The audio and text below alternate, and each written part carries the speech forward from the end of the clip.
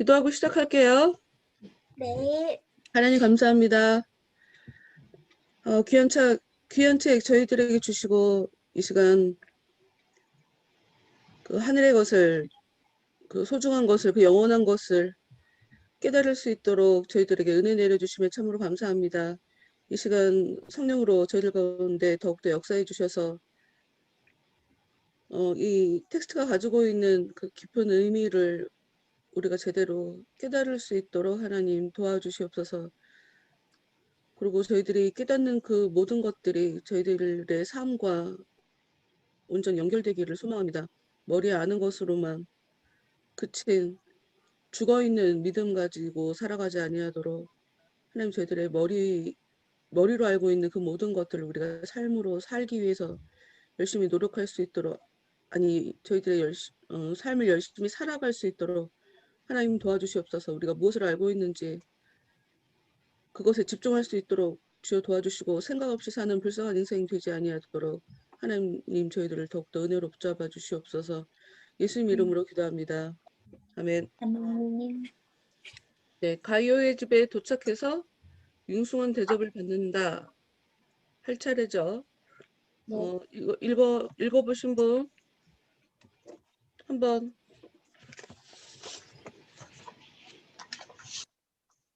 대충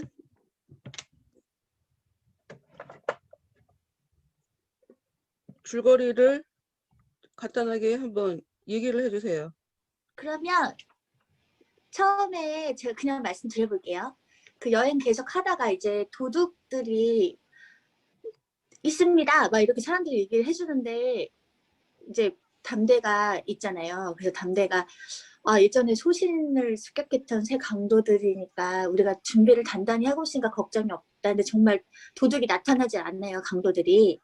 그러다가 이제 크리스티아나가 좀 쉴 수 있는 여관이 있었으면 좋겠다고 말을 해서 조금 더 가면 여관이 있습니다. 근데 그 집이 바로 가이오의 집이거든요. 그래서 제가 로마서 잠깐 보니까 길게 이 인물에 대해서 막 나오진 않고 그냥 어쨌든 사도행전에 그 사역을 위해 이렇게 좀 도움이 된 그런 가이오라는 사람의 집에 이제 가게 돼요. 그래서 순례자들을 위한 곳이라고 했던 그 가이오 집에 가서 이제 그 사람들이 크리스티아나와 자비신과 이제 그 아들들 담대 노신사까지 정직 노인까지 거기서 대접을 받고 맛있는 음식도 먹게 되고 그리고 이제 음식만 먹지 않죠. 음식을 먹으면서 또 얘기를 나누게 됩니다. 그래서 이제 가이오가 뭐 마님은 누구시고 이 젊은 처녀 누구세요? 이렇게 해가지고 저는 크리스찬의 부인입니다. 이렇게 이제 막 설명을 해요.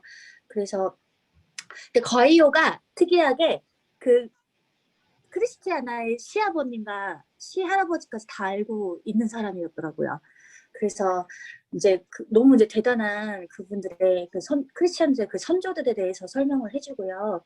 여기서 되게 인상적이었던 거는 충격적인 거. 네, 막 바울과 베드로는 많이 들었는데 그 후에 이제 막 그 로마 시대 때 있었던 사람인 건지 막 나랑 충격적이다고 얘기하는 게 다른 얘기구나. 그래요? 저희 막 그 뼈에서 살을 점점 도려내고 막 맞아.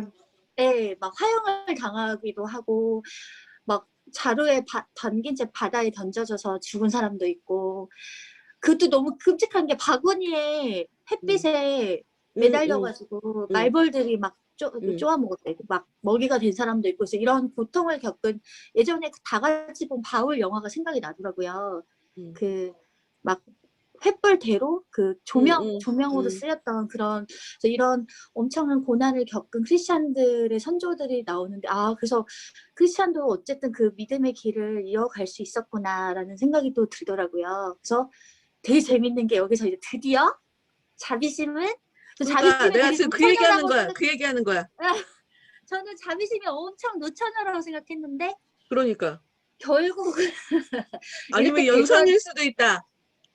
한 10살 연상 아닐까요? 막 저는 머릿속에 자비심은 나이가 되게 많은 그러니까 네, 그런 느낌이었는데 결국 크리스티아나의 첫째 아들 마테랑 이렇게 연결이 돼서 중간에 혼사가 성사되었는데 왜 그렇게 존버년이 썼는지 모르겠지만 그 이야기는 나중에 믿도록 가자. 이런 걸 부분도 재밌었어요. 그렇게 이제 해서 결혼을 하게 되고요.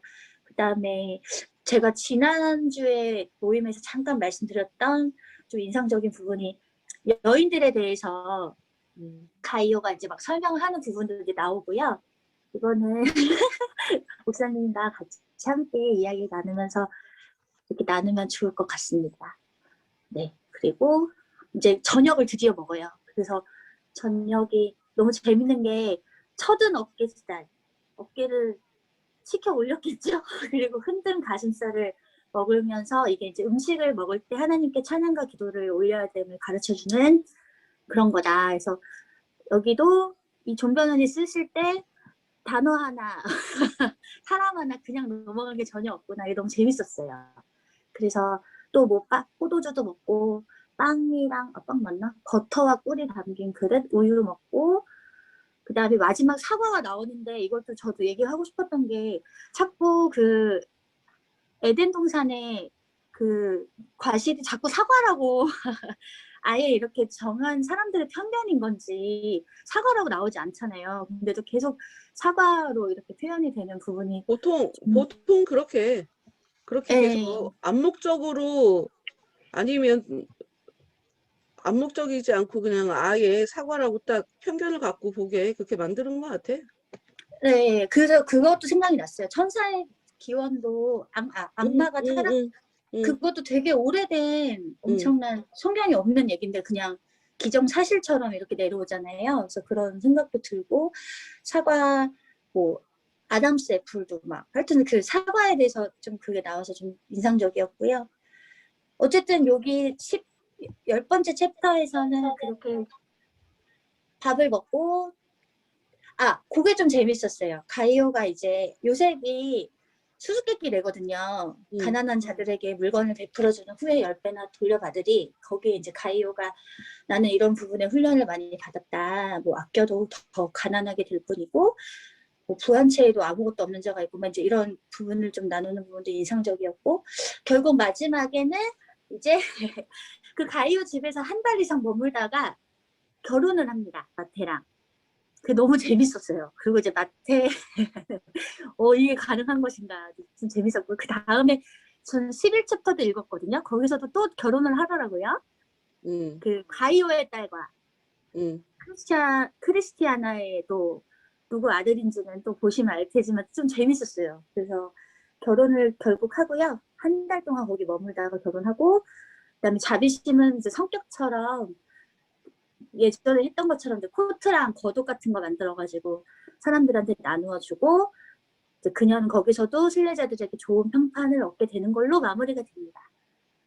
네, 제가 이렇게 길게 줄거리 말한 게 처음이라 엄청 떨렸어요. 끝입니다. 뒤에 다음은 것까지 왜 얘기했어? 왜 뒤에 것까지? 결혼을 또 한다고요? 네, 그 외에는 네, 죄송합니다. 그 챕터 아, 10만 얘기해야 되는 건데. 그래요. 처음부터 봅시다. 네,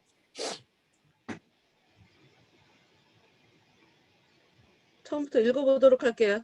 그들이 이렇게 여행을 계속하고 있을 때 한 사람이 마주 달려오다가 그들을 보고는 말했다. 신사분들 그리고 연약한 아녀자분들 목숨이 아깝거든 얼른 피하시오. 저 앞에 강도들이 있습니다. 그러자 담대 씨가 말했다. 얼마 전 소신 씨를 습격했던 새 강도들인 모양이군.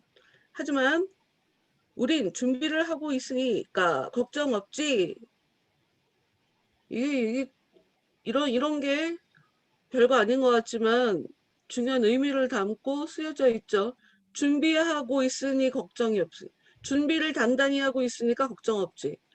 이 종말론, 재림에 있어서 재림이 왜 언제인지가 의미가 없냐. 내가 준비하고 있는데 언제 재림이 일어나는지 뭐 그게 관심사인가. 내 관심사는 준비하는 것에 집중되어 있으니 재림이 언제인지는 의미가 없다. 재림이 일어난다고 해서 내가 겁낼 일이 없다. 응. 걱정이 없죠. 그리하여 저들은 계속해서 길을 갔다. 모퉁이를 돌 때마다 그들은 강도들을 만날까 봐 열심히 살폈지만 이거 되게 중요하죠. 열심히 살피면 안 건들지. 열심히 살피니까 안 건들지. 못 건들지. 어쨌건 강도들은 담대 씨에 대한 소문을 들었는지 아니면 다른 일을 벌이고 있는지 순례자들에게 나타나지 않았다. 그러니까 그런 것 같아요. 은혜로 살면 생각 안 하고 퍼져서 사니까 공격받는 거고 계속 신경 쓰고 경계하고 이러면 건들지 않더라. 마귀들 스타일인 것 같아. 네.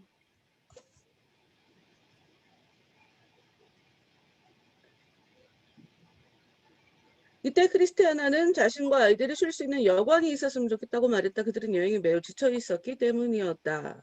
그러자 정직 씨가 말했다. 조금 더 가면 여관이 하나 있습니다. 주님의 존경받는 제자 가이오가 살고 있는 곳이죠. 우리가 갖고 있는 이 책에는 로마서 16장 23절이 써져 있어요. 근데 신약성경에 가이오라고 얘기하는 사람이 사실 몇 사람이 있거든? 근데 어, 아무리 봐도 그 사람이 그 사람인 것 같은데 라는 생각이 들긴 해. 네. 일단 로마서 16장 23절에 보면 이제 바울이 세례 준 사람이 없거든. 바울도. 음, 근데 가이오라는 사람에게는 세례를 줬어.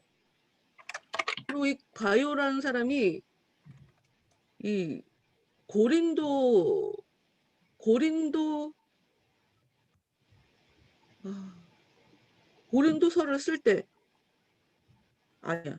고린도서를 쓸 때가 아니라 로마서를 쓸 때 로마서를 쓸 때 바울 옆에서 바울 챙기던 사람이거든. 네. 그러니까 고린도에서 로마서를 쓸 때 바울 옆에서 밥 주던 사람이었어. 쉽게 말해서. 음, 응. 그래서 이 사람이 지금 사도행전에서도 보면 바울 옆에 같이 다니던 사람이 있었거든. 가이오, 마게도니아 사람 가이오의 사람이 나오는데 아무리 봐도 이 사람이 이 사람인 것 같아요. 네. 그리고 요한도 가이오에 대해서 얘기를 해. 네, 그 사랑하는 어, 어, 어, 장로인 나는 사랑하는 가이오 곧 어, 내가 어, 참으로 사랑하는 자에게 편지하노라. 그 요한 섬서에 어. 나오더라고요. 이 사람도 이 사람도 굉장히 요한을 섬겼던 사람이거든. 아마 이 사람들이 굉장히 여러 사람이 나오는 것처럼 보이지만, 그러니까 요한 3서를 받는 사람이야, 받는 사람. 이 사람들이 저보다 다 동일 인물이 아닐까 음, 하는 그런 생각이 들어요. 어찌됐건 바울 섬겼던 사람이고 요한 섬겼던 사람이야. 음. 그 가이오 집에 가요. 가이오 집에 들어가기로 결정을 했죠. 이 사람들이. 노인이 가이오에 관해 좋은 말을 많이 한 것이 그리로 가게 된 한 가지 원인이었다. 추천을 받은 거지. 다른 사람에게 좋은 말을 많이 듣는 사람이었다. 평판이 좋은 사람이었다.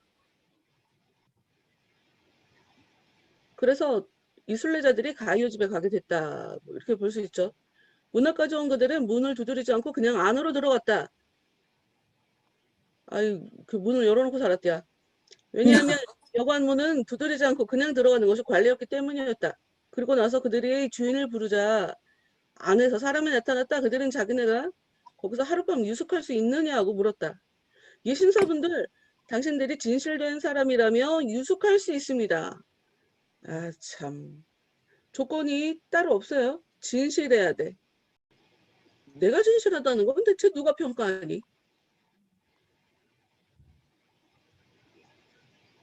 이거 어려운 것 같아.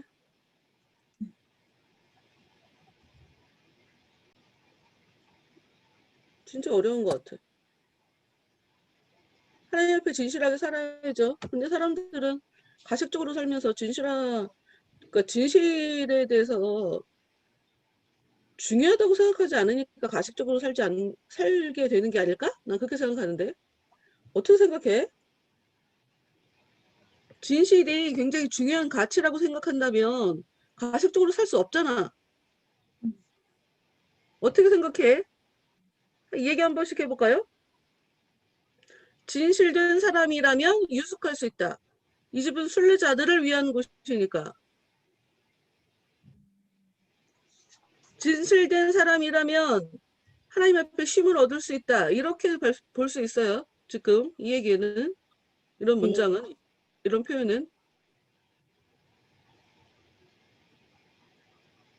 내가 진실함에 대해서는 어떻게 알아볼 수 있어? 김윤주 전사 먼저 얘기 한번 해봅시다. 내가 진실한 거. 본인 진실한가? 본인 진실해? 진실한 사람이야?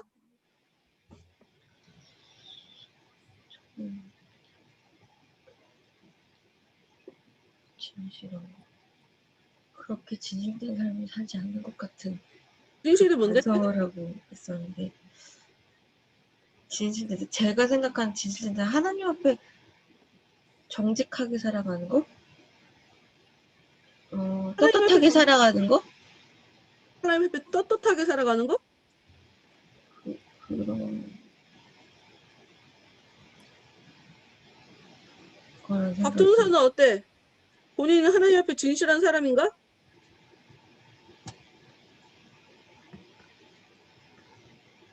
진실을 하려고 노력하는 것 같습니다. 진실하지는 못한 것 같고. 리나는 어때? 일단 아까 질문하신 진실하다는 걸 누가 평가하느냐라고 하셨잖아요. 그 평가를 함은 하나님이 하셔야 될 부분 같고, 그 진실하고 안 진실하고의 그 인식하는 거는 스스로가 나 좀 이런 부분 진실한 것 같다 그냥 단정 짓거나 그냥 본인이 생각하는 거잖아요. 그래서 근데 이제 그래도 조금 진실하려고 노력하는 건가, 그런 어떤 장치라 하면 양심일 것 같고요. 네, 양심이 하인 맞은 자가 아닌 이상 양심의 가책이 느끼고 찔리잖아요. 그래서 좀 양심이 그런 진실하다는 거를 조금 알려주는 장치가 되지만, 어쨌든 정말 진실하다는 것 자체를 모를 것 같아요. 그리고 제가 생각하는 진실은 어쨌든 하나님 앞에 거짓 없이 순수하고 아까 말씀하신 가식이 없는 그런 모습일 텐데, 이게 제가 진실하다고 생각은 안 되고요. 진실하려고. 근데 요즘에 드는 생각이, 하나님 앞에서 하나님을 인식을 하면 진실하지 않을 수가 없겠다는 생각이 들더라고요. 왜냐하면 숨길 수가 없잖아요. 죄를 짓는 마음, 제 안에 올라오는 감정 하나하나까지도 하나님 다 보고 계시기 때문에 그냥 그러니까 죄도 계속 숨쉬듯 짓고 있고, 근데 그럴 때마다 어쨌든 하나님께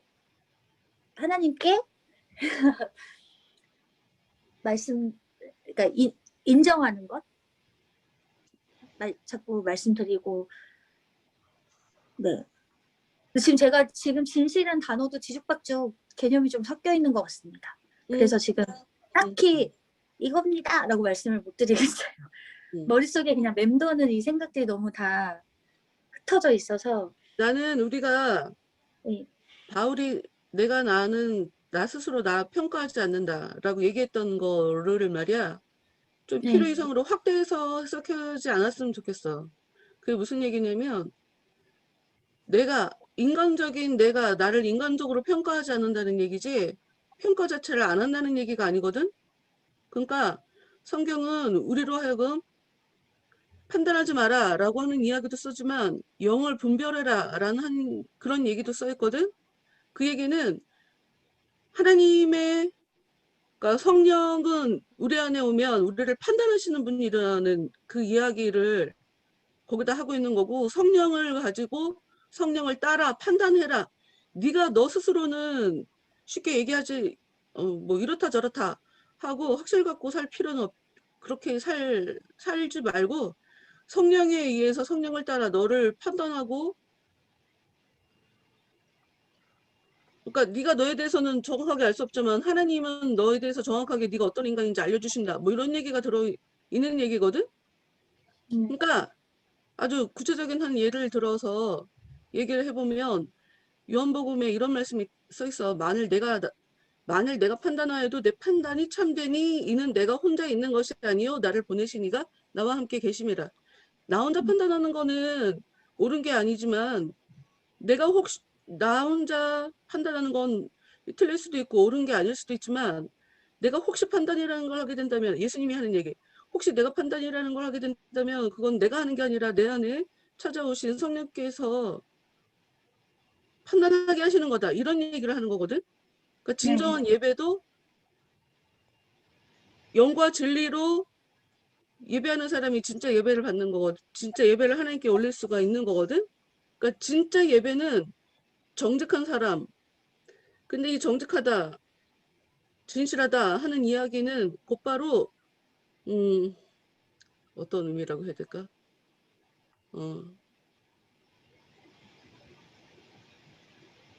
실체가 있다?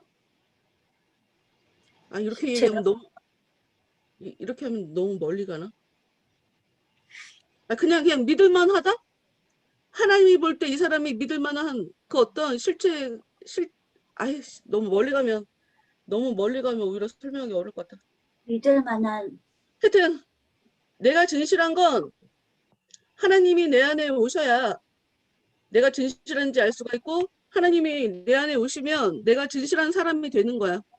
그래, 이게 더 뭐 깊게 얘기할 필요 없이 요거 얘기하면 될 것 같아. 하나님이 내 안에 안 계시니까 내 양심이 더러운 상태로 그냥 살게 되는 건 거고, 그러니까 시간이 갈수록 나는 진실하지 않은 것 같아요 라는 이야기가 굉장히 창피한 얘기가 돼야 돼. 그 나이 됐도록 신앙생활 그렇게 했는데 그럼 기도 안 했다는 얘기야? 굉장히 성의 없게 살았다는 얘기네? 이렇게 볼 수밖에 없어. 그러니까 그럼 뭐, 진실함은 내가 진실하다 안 하다 그거조차도 내가 주도권을 갖고 있는 게 아니라 하나님에 의해서 진실하게 사라지는 거고, 그리고 진실한 게 무슨 말인지 정확하게 우리가 잘 모르는데 믿을만하다는 얘기야. 하나님이 나를 볼 때 믿을만하고, 내가 나를 볼 때 그래 나 믿을만한 것 같아. 다른 사람들이 날 볼 때 아, 저 사람은 믿을만한 것 같아. 가식적이지 않다. 감추지 않는다. 위선적이지 않다. 이게 다 같은 말인 거잖아 지금. 네. 우리가 진실한 게 잘 뭔지 모르지만 내가 갖고 있는 더러운 감정을 그대로 표현한다고 그걸 정직하고 진실하다고 얘기할 수는 없잖아. 네. 그러니까 진짜 진실하고 정직하고 믿을만하고 하는 그 모든 것들은 내가 노력해갖고 어떻게 만들어지는 것이 아니라 하나님이 나한테 오셔서, 좀 다른 말로 내가 은혜를 구하고 채워서 얻어진 결과물인 거지, 아무것도 안 해놓고서 내가 진실하지 않다고 얘기하는 것은 생각이 없거나 양심이 없는 거라고.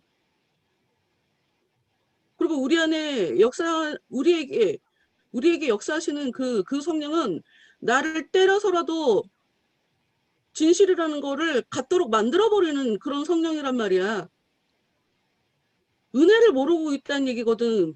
은혜를 모르니까 구하지 않는다는 얘기거든. 내가 은혜를 알면 내 안에 역사하시는 그 성령이 나를 은혜를 구하게 만들어버려. 근데 그것조차 하지 않았다는 얘기니까. 왜냐하면 믿을만 해야, 믿음을 갖고 있는 이어야, 은혜를 갖고 있는 사람이어야 안식을 얻을 수 있기 때문이야. 쉴 수 있기 때문이야. 진정한 쉼을 얻을 수 있는 거고, 마음의 평안을 가질 수가 있는 거니까. 하여튼 앞으로 살면서 나는 진실하지 않은 것 같아요 라는 이야기가 이게 쉽게 나온다고 그러면 이거야말로 굉장히 자기 인생에 책임감이 없는 것이다. 그런 걸 좀 여러분이 좀 알았으면 좋겠어요. 다시 얘기해주면 은혜를 내가 갖고 있어야, 내 안에 은혜를 갖고 있어야 진짜 쉼은 거기서 일어난다. 음. 내가 기도하지 않았기 때문에 쉼을 얻을 수가 없는 거야. 내가 하나님 앞에서 열심히 살지 않았기 때문에, 열심히 살지 않았다는 그런 얘기를 무슨 업적을 내라는 그런 얘기로 이해하면 안 되고, 그래서 이제 그 어깨에도 그 얘기를 할 건데, 올린 어깨? 하여튼 이것도 그 같은 맥락에서 조금 이따 이제 얘기할 건데, 어찌됐건 하나님 앞에 치열하게 나와 싸우고 내 안에 은혜를 채운 사람들이나 이 땅을 살면서 진정한 영혼의 쉼을 얻을 수 있고, 그런 은혜를 가진 사람들이 하늘에 들어가는 거거든, 하나님의 세계에. 그러니 하나님의 세계에 죄를 받기로 하나님께서 작정하셨다고 그러면 어떻게 해서든지 죄를 무너뜨려서라도 진실함으로 무장할 수밖에 없게 그렇게 만들어버려. 그렇게 아무것도 내가 기도를 하지 않는다, 그럼 하나님이 나를 버렸다는 얘기인가 보다 라고 생각할 수밖에 없는 게 베드로서의 입장이야.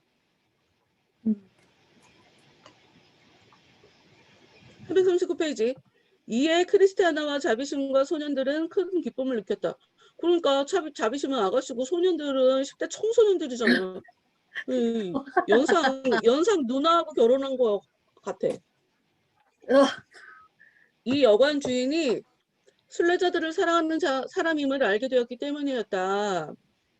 그래야 저들은 주인에게 방을 청했고, 주인은 크리스티아나와 아이들과 자비심이 쓸 방 하나와 담대씨와 노신사가 쓸 방 하나를 보여주었다. 그러니까 이 자비심은 신랑인지도 모르는 예배신랑하고 계속 한 방을 쓴 거지.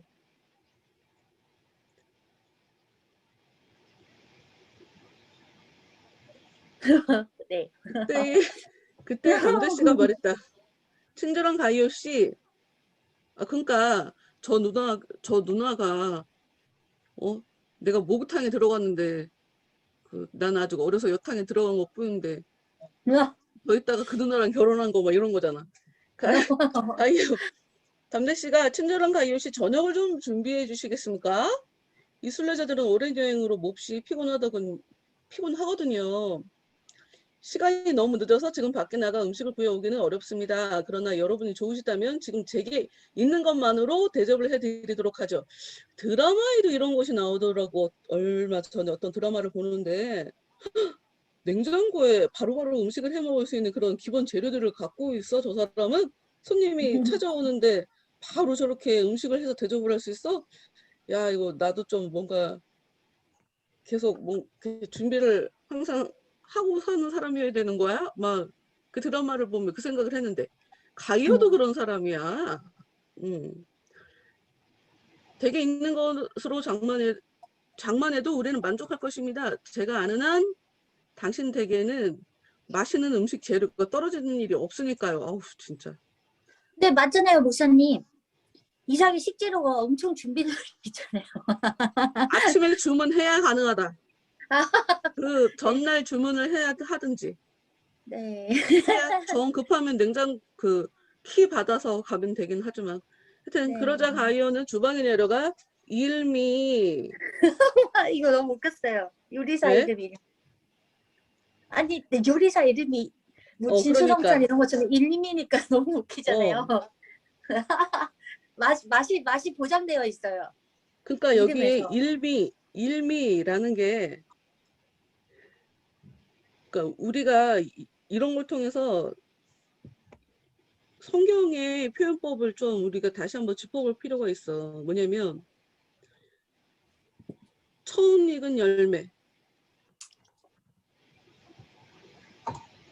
그러니까 처음이란 뜻이 첫째, 둘째의 순차적으로 순서를 얘기하는 첫째라고 보통 우리가 그렇게 생각하거든. 근데 최고 아닌가요? 맞아. 최고의 그게 의미. 가장 중요한 의미야. 신학적인 중요한 의미는 성경에서 처음이라고 할 때는 최고, 가장 질 좋은, 탁월한 이라는 그런 의미를 갖고 사용되는 경우가 되게 많아. 그러니까 하나야, 하나. 하나의 맛, 최고의 맛. 하여튼 여러분들이 그 앞으로 뭐 책을 볼 때나 얘기를 할 때나 이런 부분을 좀 생각을 했으면 좋겠어. 나는 사람들, 내가 어저께 EBS에서 EBS에서 어디였지? 당신의 문해력이라고 하는 그 영상이 있어갖고 일부 봤는데 다른 때 같지 않고 어젯밤은 좀 피곤해서 잠을 자갖고 뒷부분을 못 보긴 했는데 내가 볼 때 우리가 이걸 좀 봐야 될 필요가 있어. 사람들이랑 얘기해보면 생각을 너무 안 해서 그런지 문해력이 떨어져. 그래서 뭔 말을 해도 말귀를 못 알아들어. 그래갖고 인생을 어떻게 살아? 사기당하고 무시당하고. 자꾸 생각해야 돼. 나는 머리가 나빠. 그런 걸로는 변명거리가 안 돼. 우리 뇌는 할머니, 할아버지가 된다고 해도 우리 몸은 상해도 우리 뇌는 안 늙어. 우리 뇌는 그런 존재가 아니야. 나이 들어서 나는 얼마 전에 내가 뭐 보면서 그랬지? 내가 문해력 이거 영상 보면서 그랬나? 성인들을 대상으로 문해력 테스트하는 항목이 있었는데 나는 그 문제를 어렵지 않게 풀었거든? 근데 굉장히 많은 사람들이 그거를 못 푸는 걸 보면서 어떤 생각까지 들었냐면 내가 혹시 이 나이에 공부를 시작해서 사법고시 나 미친 척하고 사법고시 한번 해볼까? 내가 이 생각이 들 정도더라고. 그러니까 많은 사람들이 이해력이 떨어져. 평소에 이해를 하려고 하지를 않으니까 그냥 들으니까 생각을 하지 않고 그냥 들으니까 이해력이 없어. 근데 본인이 이해력이 있는지 없는지 자체를 몰라. 평소에 얘기 자체를 하지를 않으니까 또 그래서 이야기를 하지 않는 사람은 실력이 안 늘 수가 없어. 그걸 알아야 돼. 그래서 내가 성장하기 위해서는 남을 가르쳐야 돼, 자꾸. 그거 되게 중요해. 내가 성장하기 위해서는 누군가를 가르쳐야 돼. 표현하지 않으면서 어떻게 성장을 해. 그런 일에 있을 수가 없거든. 하여튼 어쩌건 그 우리의 언어가 좋다 나쁘다. 그러니까 나쁜 것을 존재가 있는데도 불구하고 없다라고 표현하고 굉장히 좋으면 그것을 좋다라고 표현하는 게 아니라 있다라고 표현을 해. 맛이 맛있어를 있다. 네, 맛있다. 맛이 좋다가 좋아라는 말과 맛있어, 있다 없다 이런 식의 표현을 굉장히 많이 한단 말이야. 네. 그러니까 우리가 그걸 섞어서 써요. 그래서 그런 것 때문에 우리가 조금 오해가 일어나기도 하는 것 같더라고. 소통하는데 그냥 직관적인 표현을 하는 것도 있고 메타적인 표현을 하는 것도 있고 이걸 섞어서 사용을 해. 그러니까 가령 이런 거지. 융이 페르소나에 대해서 얘기를 했잖아. 사회적으로 그 어떤 주어진 자리 때문에 우리가 일정 부분 그 역할에 맞게 그 모드로 살아가야 된다. 그 가면을 써야 된다라고 하는 그런 얘기. 그래서 그 페르소나, 그 융에 있어서 이 페르소나라는 단어가 굉장히 중요한 단어야. 근데 나는 이름을 외우는 걸 되게 싫어한다고. 그러니까 평소에 페르소나도 잊어버리고 그러니까 가장 중요한 페르소나라는 그 직접적인 그 단어를 잊어버려. 근데 그거와 관련된 다른 단어들을 다 기억을 해. 그럼 나는 나도 모르게 페르소나라는 단어를 얘기하는 게 아니라 왜 그거 있잖아, 가면 쓰는 거. 이렇게 얘기를 하는 거지, 내가. 그러면 나는 내 입장에서는 얘기를 한 건데 상대방은 가면을 쓴다고? 위선적으로 살란 얘기야? 이렇게 오해를 할 수가 있어. 네. 그러니까 하여튼 그리고 우리 아예 페르소나 개념이 없는 사람도 많잖아요. 그렇지, 그러니까 그런 개념이 없는 사람도 있고 이 가면이라 그러니까 저항이라는 단어가 맞아요. 뭐 과학에서는 좋은 문학이나 네. 인문학이나 이 사회학에서 얘기하는 저항과 과학에서 얘기하는 저항이 굉장히 의미가 완전히 다른데 같은 단어를 가지고 그냥 얘기를 하는 건데 이게 어떻게 이해하느냐에 따라 완전히 그 의미가 달라지는 거란 말이지. 그러니까 우리가 직접적으로 그 묘사를 하기도 하지만 한 걸음 떼서 아까 얘기하는 그래서 메타적인 얘기를 한다라고 얘기하는 게 맛이 있다 없다 그러니까 맛이 좋다 나쁘다가 좀 더 직관적인 그런 거 그 직접적인 단어 같지만 그걸 조금 한 단계 위에서 볼 때 맛이 있다 없다 맛이 분명히 있는데 왜 맛이 없다고 하는 거야 이런 식의 표현을 하여튼 우리가 이걸 섞어서 사용하기 때문에 그런 부분에 의사소통에 이렇게 문제가 발생하니까 그래서 저 사람이 얘기하는 게 무슨 얘기인지를 그래서 자꾸 이해를 하려고 해야 되고 내가 하는 이야기를 내 마음을 잘 전달을 한 건가? 저 사람이 내 이야기를 잘 이해했을까를 생각을 해야 돼. 나도 사실 말 잘 못해. 나도 잘 못하는데 나 같은 생각을 그러니까 사고의 전환을 잘하는 그런 사람들이랑 얘기를 해보면 내 얘기가 무슨 얘기인지 금방 알아듣더라고. 되게 편하지 그런 사람들이랑 얘기하면. 음. 근데 그런 사람들만 내가 만날 수는 없잖아. 그런 사람들하고만 얘기할 수는 없잖아. 그거 되게 웃긴 거고 세상은 그렇게 살 수가 없는 거니까. 근데 어찌됐든 그러니까 여러분이 나는 내 길을 갈 테니까 니들이 알아서 이해해라 라고 하는 게 굉장히 독선적인 거고 예의 없는 거고 배려 없는 거고 그런 거니까 계속 상대방의 입장에 봐서 그리고 또 좀 뭔가 객관화시켜서 이야기들을 보고 이해들을 하고 상황에 대한 인식도 해야 되고 하여튼 그런 필요가 있다라는 걸 다시 한번 짚어보고 넘어갈게요. 요리사 이름이 일미. 그래서 준비를 했죠. 그래서 자나이 좋은 친구들이 여기 잘 오셨습니다. 여러분을 대접할 수 있는 집을 가지고 있다는 것이 제게는 큰 기쁨입니다. 저녁이 준비되는 동안 좋으시다면 함께 유익한 이야기나 주고받는 것이 어떻습니까? 참 굉장히 바람직한 마음이죠, 가유가.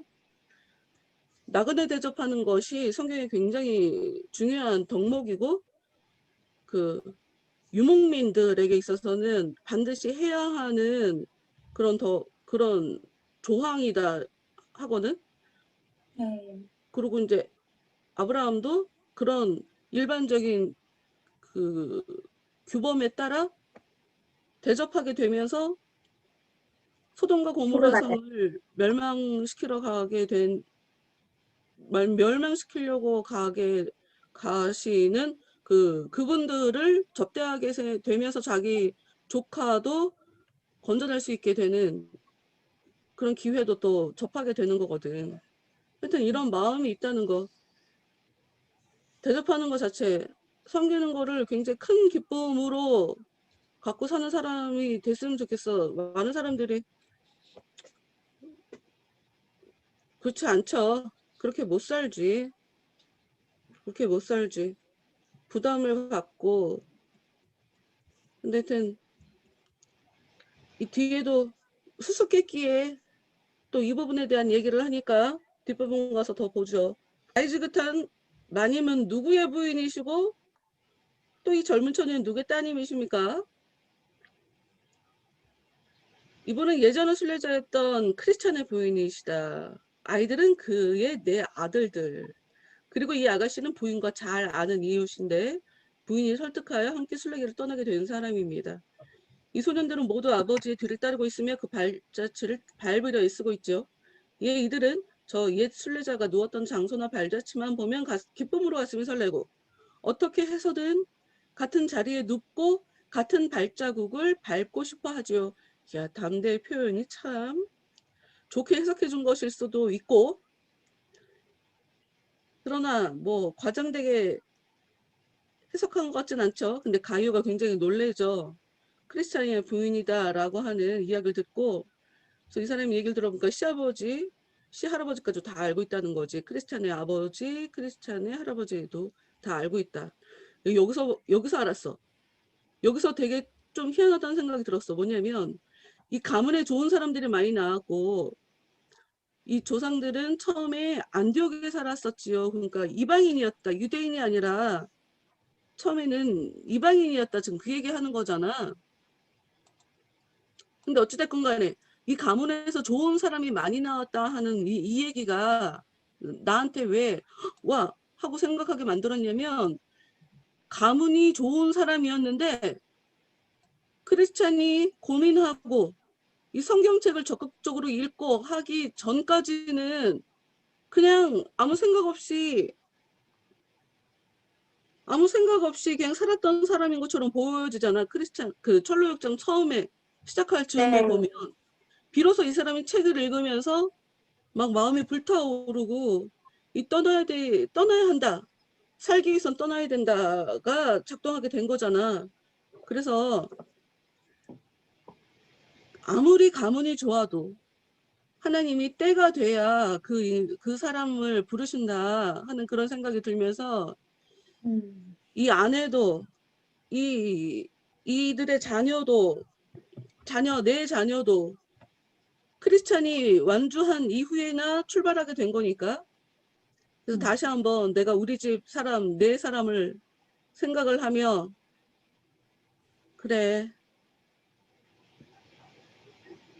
내가 완주하면 이들도 출발할 수 있겠지 하는 그런 희망이라고 해야 될까? 기대? 이런 생각을 하면서 좀 마음에 내 불편함, 내가 가족들을 향해 갖고 있는 좀 마음의 불편함을 좀 덜 수 있게 되더라고. 나 개인적으로 되게 좋았어. 가문이 좋았다 하는 이 문장 하나가 있고 없고가 나한테 굉장히 많이 다르더라고. 하여튼 봅시다.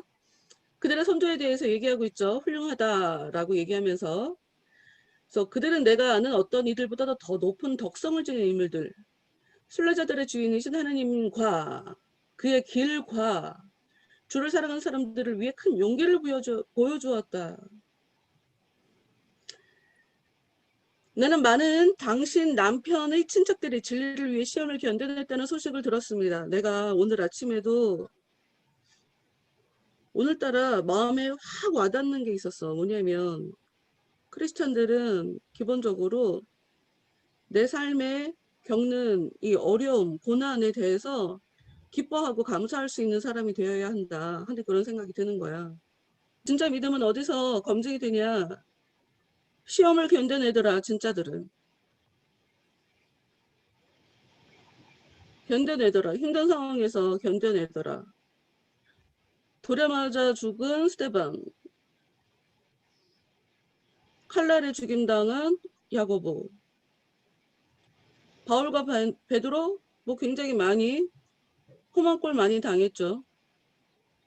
나는 이그나티우스가 나와갖고 오이씨.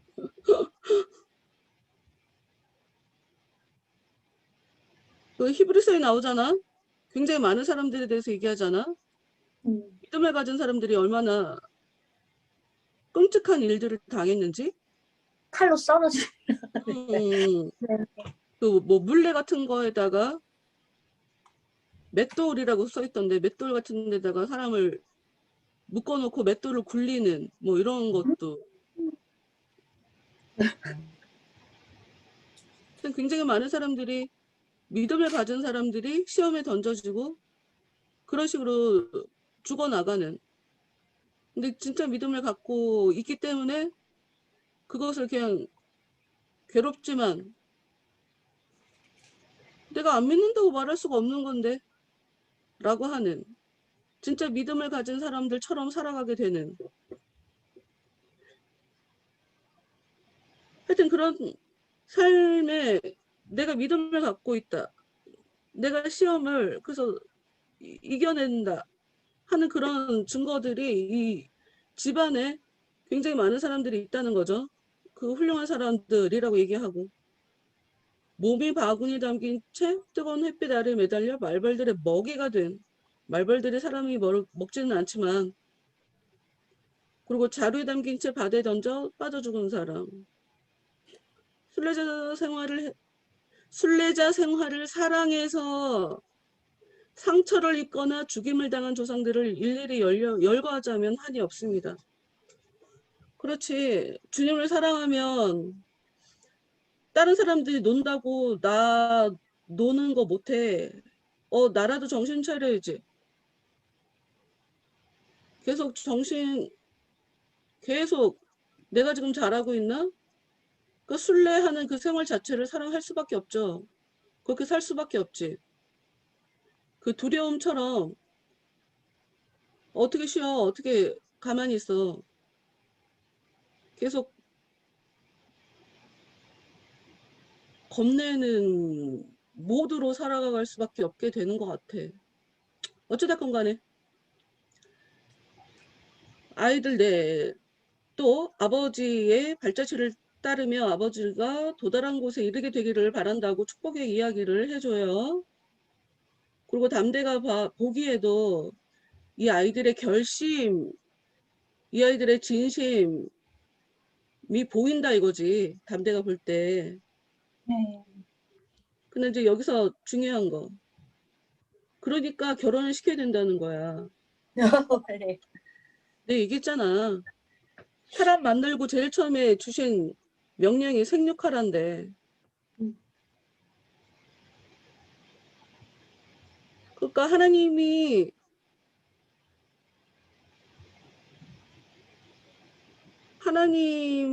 때문에 독신으로 성경에서 고자라고 써 있어갖고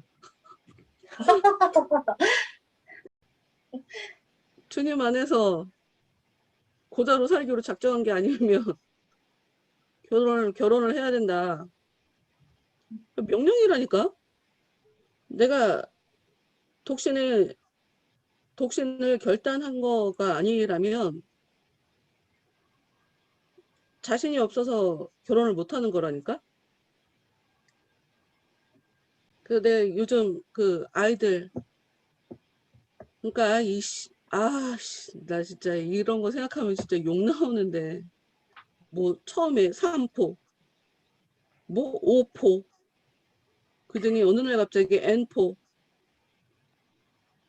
하도 그렇게 사람들한테 그 부정적인 생각을 넣어주니까 결혼 자체를 못 하잖아. 난 돈이 없으니까 못 한다고. 난 능력이 없으니까 못 한다고. 되게 웃긴 것 같아. 진짜 웃긴 것 같아. 넘어갈게요. 341.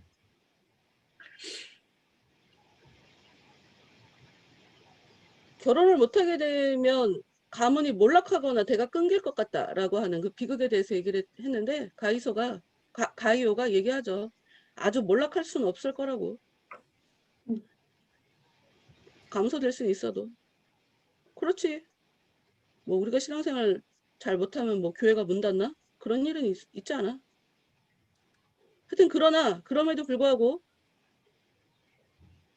충고를 받아들이셔서 가문을 튼튼히 하시길 바랍니다.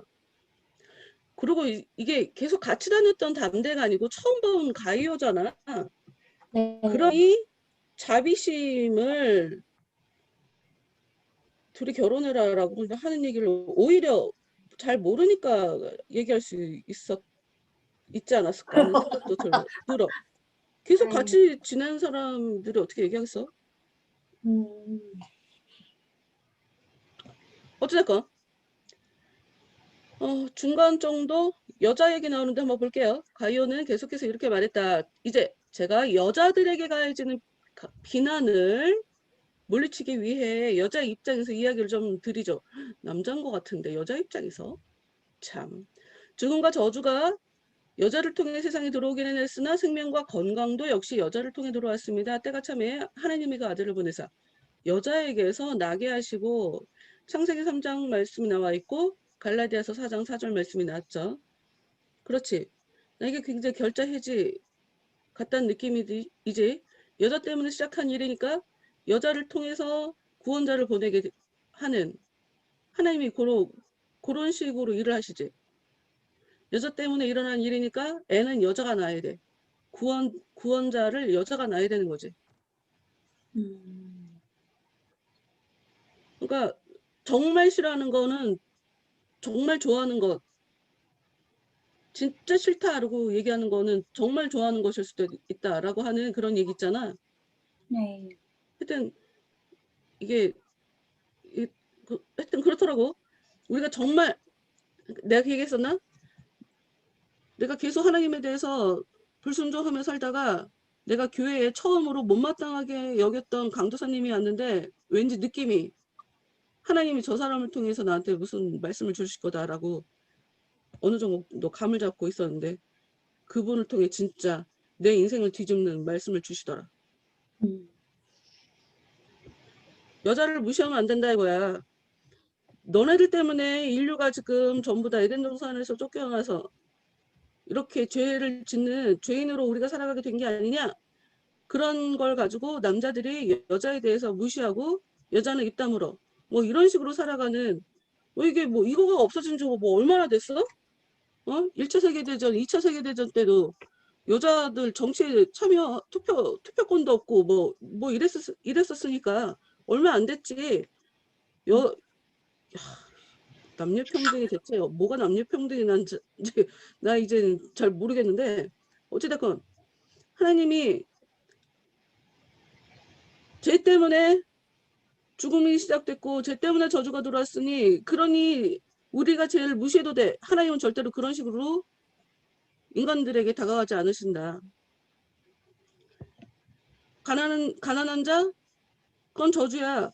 건강하지 않은 자 그건 저주야. 성경의 기본적인 원칙이야. 그런데 가난한 자에게 복음을 주고 병들은 자에게 병을 고쳐주면서 오히려 정상인들보다 은혜를 더 경험하게 하시는 그런 예수님의 역사가 있잖아. 그러니까 우리가 한쪽만 보고 나쁘다, 좋다 하고 답을 딱 이렇게 얹어서는 안 된다. 편견을 가지고 바라봐서는 안 된다. 뭐 남자는 어떻고 여자는 어떻고 이제는 그런 건 좀 버려야지. 하여튼 그냥 넘어갈게요. 뭐 더 이상 뭘 얘기해. 하와 이후의 여인들은 그 어머니 행동을 무척 그냥 혐오했지요. 그래서 구약시대 여성들은 행여 자기가 구세주의 어머니가 될 수 있지는 않을까 하는 기대로 자식 낳기를 탐했지요. 뭐 이랬대. 나 성경 보면서 뭐 이렇게까지는 본 적은 없었으니까 일단 패스. 제가 또 말하건대 구세주가 오셨을 때 천사나 남자들보다 더 앞서 기쁨의 소식을 들은 이들은 여자였습니다. 예수님 주위 여자들 되게 많았어. 네. 여자들 그러니까 전면에 나선 사람들이 남자였지 사역을 하는. 그러나 그들을 제외하고는 대부분 여자들이었어. 여자들. 눈물로 아니다. 성경을 읽어보면 남자들은 그리스도께 동전 한 입 갖다 드린 적이 없지만 그를 따르는 여자들은 자기 재물을 다 바쳐 그리스도를 공양하였습니다. 눈물로 예수의 발을 씻은 자도 여인이요. 예수의 장례를 위해 그의 몸에 기름을 부은 이도 여자였습니다. 예수께서 십자가를 지고 왔을 때 슬피 운 것도 여자요. 십자가에서 내려진 예수를 뒤따라간 것도 여자요. 그가 장사되실 때 무덤 곁에 앉았던 이도 여자였습니다. 예수께서 부활하시던 날 아침에 그를 맨 처음 본 사람들도 여자였고 그가 부활하신 소식을 제자들에게 처음 전해준 사람도 여자였습니다. 여러분 여자라 무시당하는데 무시당했기 때문에 예수님께 더 의존적으로 산 거잖아. 내가 갖고 있는 약점, 태어나면서부터 가지고 있던 여자라고 하는 기울어진 운동장, 이거 그 벗어버릴 수 없는 운명과 같은 숙명 같은 여자라는 거. 근데 그런 연약함 때문에 오히려 주님을 더 알아볼 수 있었고 주님께 더 집중할 수 있었고 주님께 더 활짝 열린 마음을 가지고 있었고 나쁘지 않지 않나? 그래서 우리가 갖고 있는 약점? 부족함? 그걸 가지고 우리가 크게 문제시 삼을 이유가 없다고 나는 그렇게 생각해. 내가 어느 날 내가 얘기했잖아. 나도 여자로 태어난 것에 대해서 피해의식이 되게 많은 사람이었다. 나 지금도 어쩌면 그게 완전히 다 없어지진 않았을 거다라고 생각하거든. 대박. 내가 지금 굿노트 어플을 쓰는데 굿노트 어플에 보면 내가 열어놨던 파일들이 이렇게 다 떠 있어. 가장 가운데에 떠져 있는 그 제목이 여성 논문인데 여성 논쟁 본문의 사본학적 탐구. 사문학적. 성경에서 얘기하는 그 여자들에 대해서 여자는 교회에서 잠잠해라 뭐 등등 뭐 이렇게 여자에 대해서 어떻게 그걸 봐야 되나. 교회에서 여자들은 조용히 있어라, 복종해라, 머리에다 뭐 써라, 뭐 이런 얘기들 있잖아. 그걸 어떻게 봐야 되는지에 대해서 이렇게 얘기하는 논문이거든. 아니, 하여튼 내가 얘기하고 싶은 건, 그러니까 우리가 성경을 보면서 그냥 글자에 갇힐 필요가 없는데, 여자, 여, 여자 때문에 시작이야. 여자 때문에 우리가 이렇게 힘들어졌어. 라고 항상 인간의 삶에는 그 어떤 그 희생양 코드, 그러니까 내 삶의 문제를 내가 무시할 수 있고 내가 짓밟아 줄 수 있는 그 어떤 대상을 하나 특정을 해놓고 모든 걸 걔네들 탓이다 하고 돌려버리는 그런 게 있어. 근데 지금 뭔 얘기하는 건지 알아? 일본에 지진 났을 때 한국 사람들이 우물에다가 독 탔다고 네. 사람들 엄청 죽였던 거 알지? 네. 유대인들도 그런 일 겪었던 거 알아? 음. 유대인들도 딱 그런 일이 있었어. 유럽 사회에서 무슨 일이 일어날 때마다 유대인들도 우물에 독 탔다고 그래서 유대인들 단체로 그 죽고 유럽 역사에 있어서 유대인들이 핍박당한 거 장난 아니야. 히틀러 때만 그런 일이 있었던 게 아니고. 그리고 히틀러가 붙였던 그 다윗의 별 그거 네. 히틀러가 시작한 거 아니고 십자군 전쟁 때 교황이 유대인들한테 노란 별 붙인 거거든. 그리고 우리나라 사람들이 나는 지금 현재 진보 세력이 정부 탓이다. 정부의 문제다. 박근혜 대통령 하나 처단하고 그것도 이게 그러니까 내가 외국 사람들 이름을 기억을 못 해갖고 이름을 얘기하면 되게 좋은데 그 하여튼 그게 있어. 그 어떤 정의가 있어. 희생양 논리 뭐 이런 거 있다고. 누굴 하나 우리가 잘못된 건 예수 탓이야. 걔가 우리를 기만했어. 죽여버리자. 이런 식의 관점을 가지고 사람들이 살아가. 여러분도 내가 힘든 건 제 탓이야 하는 그런 눈으로 보지 말라고 그 얘기를 하는 거예요. 제 탓이야 라고 하는 그 사람이 나한테 이 말이 되게 좀 뭔가 무속적인 것 같다라는 생각이 드는데 갑자기 귀인이 될 수 있다. 쟤 때문에 진짜 내가 너무 힘들어 라고 했는데 그 사람이 나한테 은인이 될 수 있다. 그 사람이 나한테 붙이시는 사람일 수 있다. 그래서 이 돕는 배필이잖아. 돕는 배필. 네. 얘기가 되게 재밌잖아. 남자 혼자, 사람이 혼자 독처하는 거를 하나님이 좋지 않다 보시기에 그래서 여자를 만들었어요.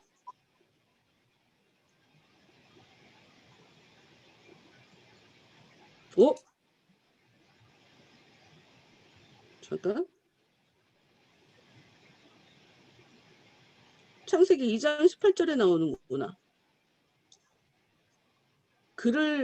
내가 그를 위해서 사람이 혼자 사는 것이 좋지 아니하니 내가 그를 위하여 돕는 배필을 지으리라.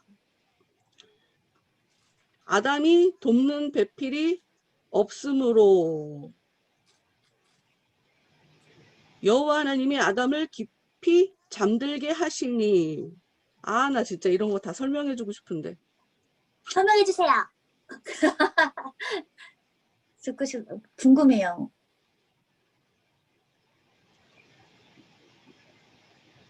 잠들게 하셨다. 이거 되게 중요하다. 돕는 배필이 없어서 잠이 든 거야. 이렇게 생각 안 해봤는데. 와, 대박. 돕는 배필이 없어서 잠이 든 거라고. 사람들이 말씀을 그렇게 안 보더라고. 어저께 이런 관점에 대해서 얘기를 했었거든? 종말론에 재림이 일어나기 전에 배교가 일어난다라고 써 있어. 성경이. 네. 종말이 일어나기 전에 나타나는 현상이야. 근데 우리가 그거를 그렇게만 얘기하면 굉장히 무지한 거야. 하나님한테 배신을 때리니까 심판이 일어나는 거거든.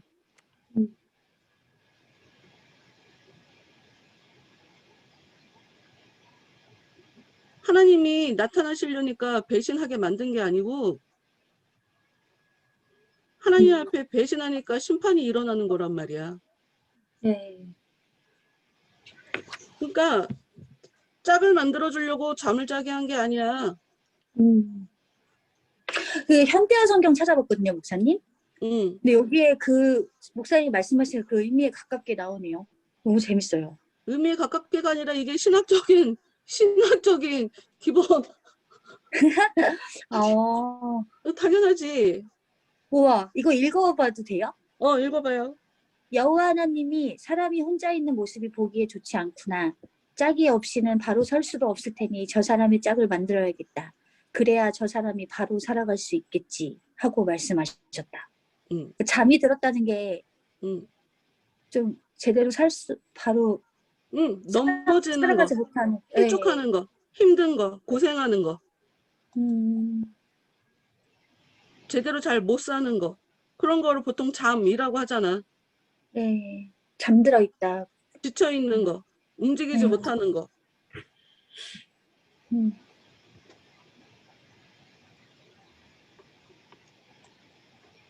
하여튼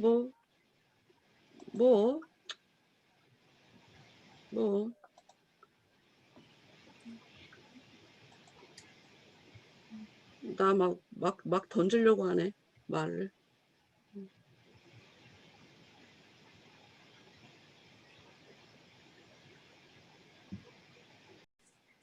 잘못했다라고 하는 판명이 난 사람, 여인들, 능력이 없다라고 한 증거가 나타났던, 아니, 그 능력이 없다라는 것을 달고 살게 되는 여자들.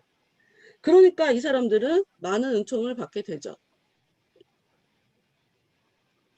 약점이 많으니까 하나님을 더 의지하게 되고, 그러니까 은혜를 받을 수밖에 없지. 내 죄가 자꾸 드러나니까 살려고 하나님 앞에 자꾸 내 죄 문제를 해결해 달라고 기도하게 되고, 그러면서 더 은혜를 받게 되는 거고. 그러니 죄인이라고 내 문제를 내 속에서 내가 자꾸 들춰내는 게 오히려 나한테는 굉장히 내 영혼에 긍정적인 것으로 작용하게 되는 건 거지.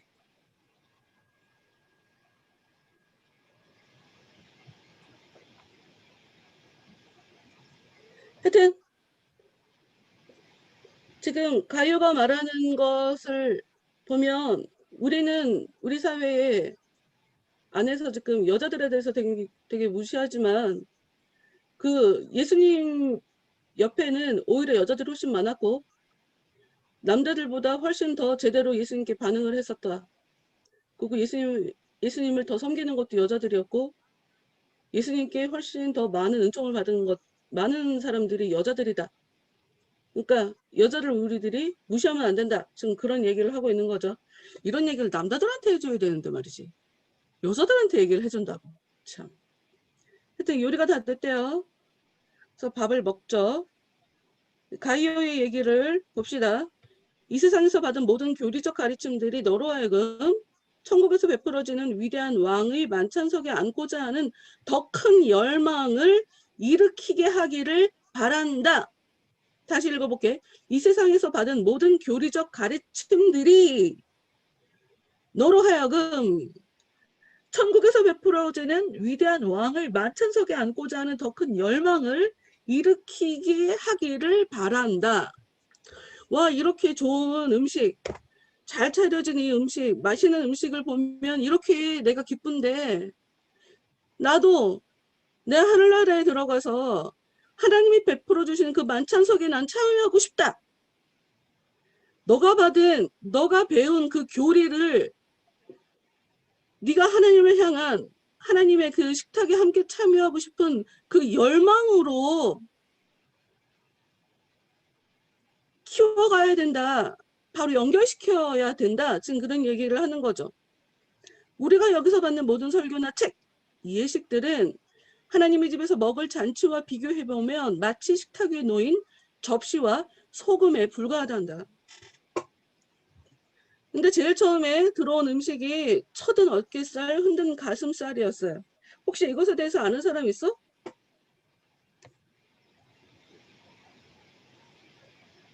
이게 그 예식이 아니라 그 제사에서 나오는 거예요? 응. 전 레위기를 잘 못 읽어봐서 잘 모르겠습니다. 그렇지. 알면 레위기 좋고요. 잘 안 하죠, 우리가. 네. 레위기에 대해서 우리가 잘 안 보지. 레위기 7장 32절에 나와 있네요. 레위기 7장 32절. 또 너희는 그 화목 제물의 7장 31절 32절.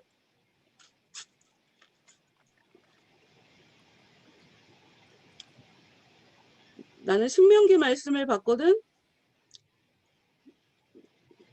레위기 7장 여기는 32절이 나와 있어. 네. 그런데 30절부터 읽어야 돼. 네, 읽어드릴게요. 여호와의 화제물은 그 사람이 자기 손으로 가져올지니 곧 그 제물의 기름과 가슴을 가져올 것이요. 제사장은 그 가슴을 여호와 앞에 흔들어 요제를 삼고, 요제는 흔들든다는 뜻이야. 가슴, 그 고기를 가지고 흔드는 거야. 하나님 앞에. 그 기름은 제단 위에서 불사를 것이며, 가슴은 아론과 그의 자손에게 돌릴 것이며, 또 너희는 그 화목 제물의 오른쪽 뒷다리를 제사장에게 주어 거제를 삼을지니. 34절, 아니 33절도 그냥 아예 읽자. 아론의 자손 중에서 화목 제물의 피와 기름을 드리는 자는 그 오른쪽 뒷다리를 자기 소득으로 삼을 것이니라. 내가 이스라엘 자손의 화목 제물 중에서 그 흔든 가슴과 등 뒷다리를 가져다가 제사장 아론과 그의 자손에게 주었나니 이는 이스라엘 자손에게서 받을 영원한 소득이니라. 일단 지금 레위기 7장 34절 말씀을 보면 흔든 가슴과 든 뒷다리가 나와요. 여기 지금 어깨살이라고 나왔는데 여긴 지금 뒷다리가 나와 있거든. 네. 내가 신명기 말씀으로 봐갖고 지금 이게 똑같은 얘기긴 한데 일단 한번 그냥 봐야 되겠다. 잠깐 확인하고 갑시다. 레위기 7장 34절. 레위기 7장. 일단 가슴이라고 할 때 그냥 우리는 가슴 뭘 얘기하는 걸까? 가장 먼저 차려진 음식이 어깨살하고 가슴이래. 일단 이 꾸며주는 이 말들은 이렇게 제껴놓고 어깨살 흔들었다 올렸다 이거는 일단 빼고 어깨살 가슴살 이걸 먼저 보자고. 네. 어깨살은 뭘 의미할까?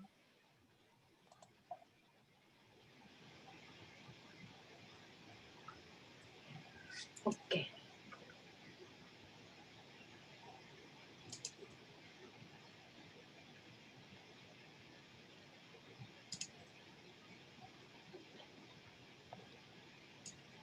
곽정사 어깨살은 뭘 의미할 것 같아?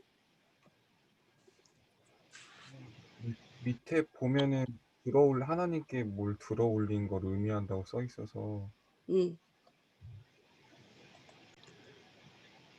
일단 우리가 그걸 알아야지. 지금 이 사람들이 공급받는 음식은 제사장이 받는 음식이야.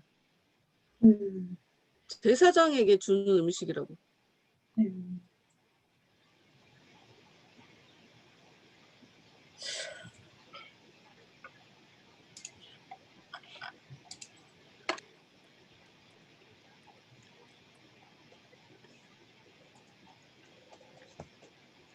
가슴과 넓적다리,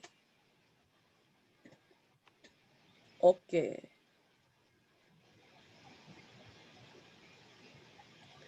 성경에서 가슴은 보통 마음을 얘기해. 음, 마음을 얘기한다고. 그리고 성경에서 어깨는 팔, 힘, 이란 의미로 같이 사용하는 단어야.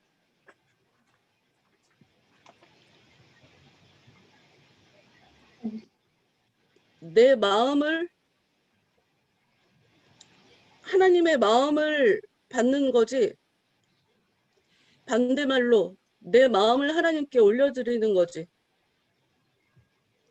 그래서 이렇게 쓰고 있잖아.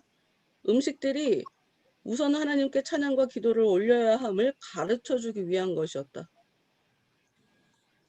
가슴이 그냥 가슴이 아니라 흔든 가슴이지. 흔들었다라고 할 때 우리가 그거 생각하면 돼. 예수님이 그 성전에 예루살렘에 입성하실 때 사람들이 종려나무 가지고 아, 이렇게 흔들었잖아. 네네. 환영하는 거, 환영하는 거, 네. 의미하는 거거든. 가슴살을 하나님 앞에 흔들었다라고 하는 것은 하나님 앞에 이렇게 하나님을 환영하는 음, 그런 의미. 그래서 이 흔든다는 말이 이게 진짜 이게 되게 재밌는 건데. 이거 되게 재밌는데. 하여튼 이게 그 화목제가 하나님이랑 잘 지내보려고 네. 사이좋게 지내려고 드리는 게 화목제잖아. 네. 그러니까 환영한다라는 그런 의미야. 하나님 잘 지내봅시다. 뭐 이런 의미? 말이 웃기지만 하여튼 뭐 여러분이 무슨 얘기인지 대충 알 거니까. 그 그러니까 요제는 뭐예요? 요제? 요제도 흔드는 거. 유제도 흔들은다는 뜻이야. 그것도 화목제 일종이에요? 이렇게 사이좋게 지내요 하는. 화목제를 드릴 때 흔들어. 그러니까 음, 카테고리가 다른 묘사야. 그러니까 아, 화목제를 드리는 방식이 흔드는 거야. 방식이 아, 요제라고. 네네. 응, 이해됐습니다. 응, 감사합니다. 응. 흔든다. 마음을 흔든다. 마음을 하나님께 활짝 연다. 환영한다. 영접한다. 뭐 이런 거라고 얘기할 수 있지. 그래서 왜 그 퀘이커 교도들, 네. 퀘이커가 흔든다라는 뜻이거든. 네. 영적인 움직임을 이야기할 때 성경이 흔드는 걸로 많이 묘사를 해. 음, 영혼의 움직임이 흔드는 거. 그래서 음. 하나님의 신이 수면 위에 운행하신다 하는 그런 이야기도 그런 움직임이야. 흔드는 어, 어. 지각 변동처럼 지진 나는 것처럼 그래서 나온 거야, 그게. 멘탈 붕괴 아니, 그건 그래서 아니고요. 종말에 지진이 일어나는 거라고. 아, 땅이 흔들려야 돼. 네. 그래서 거룩한 성전, 그 성전에 하나님이 그 찬양 주께서 성전 따다다다다 따다다다다다다 따다다다다. 그래서 높은 뭐지? 보좌에 그거 맞아. 주께서 높은 보좌에. 천, 그 옷자락은 성전에 그거. 가득했다. 이사야의 말씀 가지고 만든 거 맞지, 마? 갑자기 생각이 안 나는데. 거기에 보면 문지방이 흔들흔들 요동한다 하는 그거. 하나님이 역사하실 때 땅이 흔들려. 그래서 음, 트램폴드 마운틴도 그런 네네. 의미야. 그러니까 성령이 역사하실 때 땅, 사람의 존재는, 인간의 존재는 그 대상자들은 흔들리게 돼 있어. 두려움 때문에 흔들리기도 하고 좋아서 흔들리기도 하고. 왜 우리가 데이트할 때 놀이동산 가고 롤러코스터 타고 하는 그거를 분명히 무서워서 가슴이 두근두근 뛰는 걸 거 아니야. 롤러코스터 탈 때. 네. 근데 왜 데이트할 때 롤러코스터를 타라고 하냐면 좋아해서 마음이 두근두근 거리는 거랑 우리는 그거를 구분을 하지 못한다는 거야. 그래서 그 사람이랑 데이트하면서 롤러코스터 타는 그 기억이 나한테는 이 사람이 좋아서 가슴이 두근두근 거리는 걸로 인식을 하게 되는 건 거지. 그럼 무조건 싸움이 생길 때 놀이공원 가야겠어요. 그래서 그렇지. 공포 같이, 영화도 보러 가고 네, 그러면서 긴장감을 하여튼 하여튼 그런 거다. 이 흔들려 요동친다. 두려워도 요동치고 좋아서 기뻐서도 요동치고. 그럼 여기서 이제 첫은 어깨살. 어깨라고 할 때는 힘을 얘기한다고 했어. 이게 시간이 좀 걸려도 난 이걸 오늘 얘기를 해야 될 것 같아. 왜냐하면 몇 년째 계속 얘기를 못 하고 있는 부분이니까. 나한테 이게 굉장히 중요하거든. 종말론에 공중에 들림 받는 거 있지. 네, 수거. 네. 공중에 올라간다. 여기에 지금 어깨는 올려줘야 돼. 첫은 어깨살 올렸다라는 뜻이야. 같은 의미거든. 공중에 올라간다. 어깨살을 올렸다. 하늘로 올렸다. 이 같은 의미야. 그리고 우리가 금요일날 설교할 때 강림이라고 얘기하는 거 원문으로 보면 굉장히 심플하다. 그냥 오신다라는 이야기다라고 얘기했잖아. 예수의 강림, 영어로 하면 그냥 커밍이야. 근데 그걸 강림 이러니까 뭐 굉장히 막 대단한 이벤트적인 사건으로 우리가 생각하게 되지. 어려운 단어를 거기다 갖다가 단어로 그거를 묘사를 하니까. 하늘로 올라간다는 거나 공중에 들여 올려준다는 거나 어깨를 쳐들었다는 말이나 이 다 똑같은 말이다. 공중으로 올라갔다. 자유롭다. 똑같은 말이다. 내가 얘기해. 자유롭다. 자유롭다는 것은 어떤 속박에서 벗어났다는 얘기다. 죄 문제가 해결됐다는 얘기다. 사망이 예수님을 더 이상 잡고 있을 수가 없으니 예수님은 다시 살아나게 됐고 하늘로 올라갔거든. 지금 같은 얘기인데 조금씩 다 다른 그림으로 표현이 되고 있어서 우리는 이 얘기가 같은 얘기인지를 잘 모른다. 기도가 올라가는 거나 찬양이 하나님께 올라가는 거나 내 어깨살이 하늘에 올려지는 거나 지금 똑같은 거다. 이게 똑같은 거. 왜냐? 다시 얘기하지만 이 어깨는 힘이란 말의 다른 표현이야. 가슴을 마음으로 표현하는 거하고 똑같이 어깨는 힘을 다른 말로 쓸 수 있어.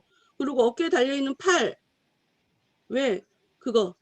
하나님이 짜증내는 거. 내가 팔이 짧아서 너를 구원하지 못하냐고. 근데 그 능력. 가져있잖아. 능력을 상징하는 말이에요. 어깨라는 건. 근데 목사님, 힘.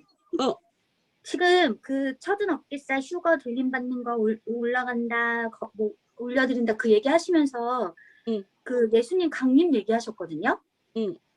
그러면은 그 올라가는 거나 그때 목사님 예전에 올라가는 거나 그분이 오시는 거랑 같은 거라고. 아니야, 이거는 그건 아니죠. 거기까지 가면 안 돼. 네네. 근데 갑자기 예수님 강림의 커밍이다 이게 갑자기 이게 접목이 안 돼서 궁금했어요.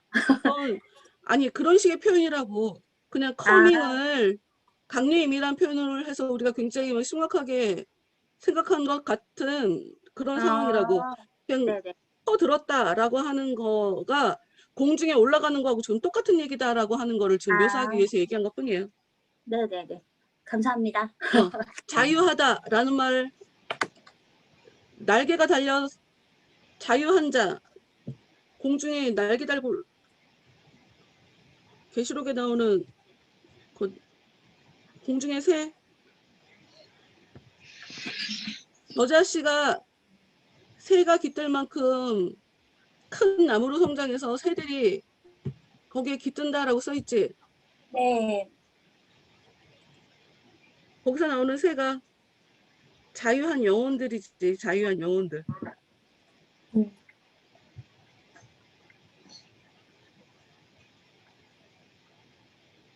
그러니까 내 힘은 하나님께 있습니다. 하나님은 나의 힘이십니다. 제 마음을 하나님께 드립니다. 그런 말이라고 볼 수 있어요. 쳐든 어깨살, 흔든 가슴살.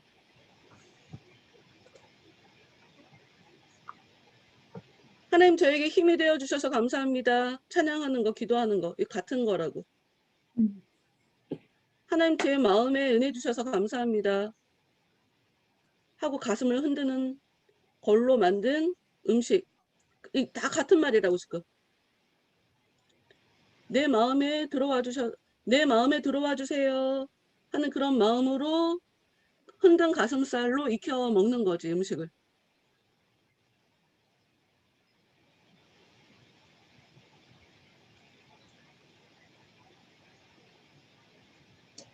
그래서 지금 그 아래의 표현이 천원 어깨살은 다윗이 그의 마음을 하나님께 들어 올린 것을 의미하며, 흔든 가슴살은 다윗이 자기 심장에 있는 가슴을 수금에 대고 연주한 것을 의미한다. 굉장히 다윗에게만 국한시켜서 표현을 하고 있지만, 하여튼 이 흔든 어깨살, 가슴살, 이거는 기본적으로 제사에 사용하는 언어거든. 제사장의 음식. 우리는 주님에게 너는 택한 족속이요 왕 같은 제사장이며, 우리는 모두 다 하나님 앞에 제사장이란 말이야. 그러니 우리는 어깨살을 먹을 자격이 있고 가슴살을 먹을 자격이 있는 거지. 우리가 제사장이니까, 영적으로. 그러니까 이게 신학적인 토대가 안 되면 이거 이해하기가 그래서 어려워. 그래서 내가 짧은 시간에 이거 다 얘기하기가 되게 어려울 것 같아갖고. 그래서 이런 얘기를 쉽게 못 꺼내게 되는 것 같아.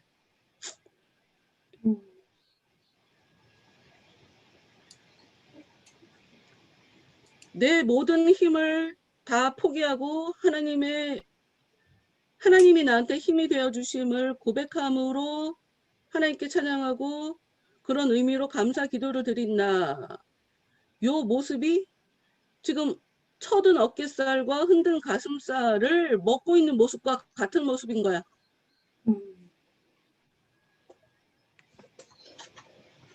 각자 여러분이 이건 고민해야 돼. 마치 그거 같아. 내가 피타고라스 정의를 처음에 선생님한테 들었을 때 나 진짜 충격받았거든. 나는 내가 이제껏 그 어린 나이지만 내가 그 2학년 때였나 1학년 때였나 내가 기억이 안 나는데, 그럼 14년 동안 살면서 내가 말귀를 굉장히 잘 듣는 사람이고 무슨 얘기를 한번 하면 따박따박 다 이해를 하는 사람인데, 완전히 저건 다른 세상 얘기인 거야. 피타고라스 정의가. 뭐야? 다른 애들은 다 알아듣는 것 같아. 내가 진짜 충격을 받아갖고.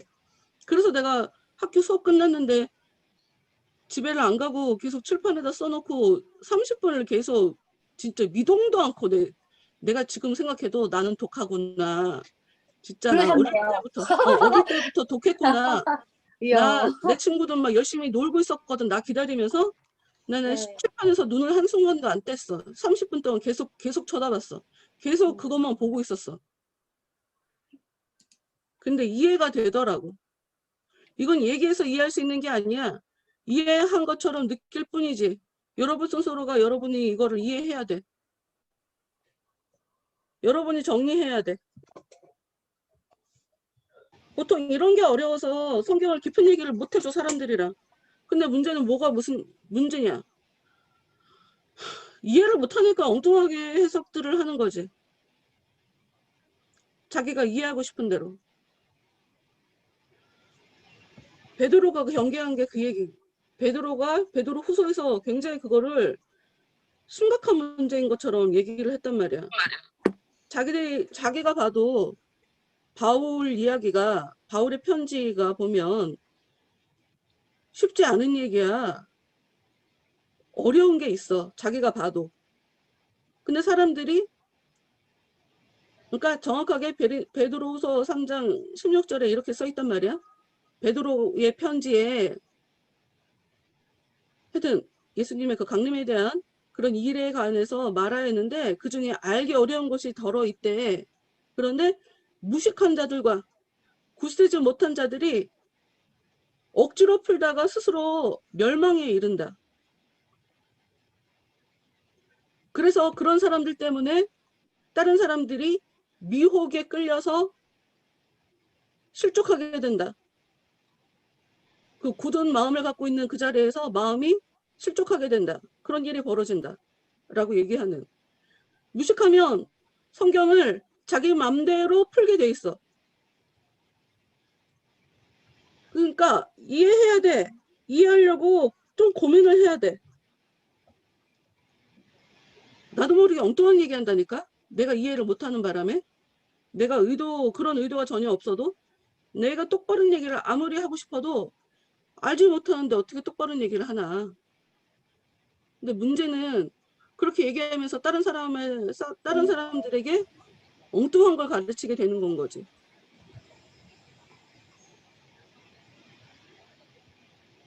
이해하는 순간 성경은 다 똑같은 얘기를 하고 있다. 글자가 다르니까 다른 얘기인 것처럼 보이지 성경은 처음부터 끝까지 일반적으로 똑같은 이야기를 한다. 그래서 굉장히 이해를 하는 순간 아주 심플하고 단순한 얘기가 되어버려. 그러니까 아까 미나가 얘기하는 잠들매 이 얘기 나 네. 어느 분한테도 그거 듣지 않았어. 네. 근데 그 원리가 이렇게 들어와 있으니까 그럼 뭐 그런 의미이겠네 라고 했는데 역시나 들여다보면 이제 그런 의미인 거지.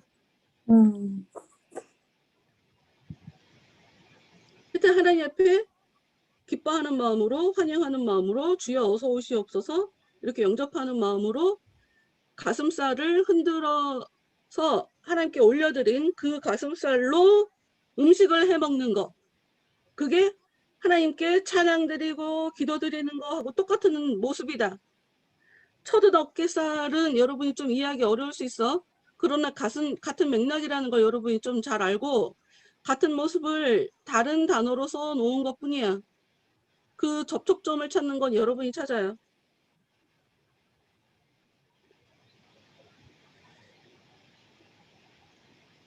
그냥 나 오늘 여기까지 할 거야. 여기까지 합시다. 기도합시다. 하나님 감사합니다. 여러 가지 이야기들을 했고 여러 가지들을 함께 살펴보았습니다. 쉽지 않은 이야기들도 했고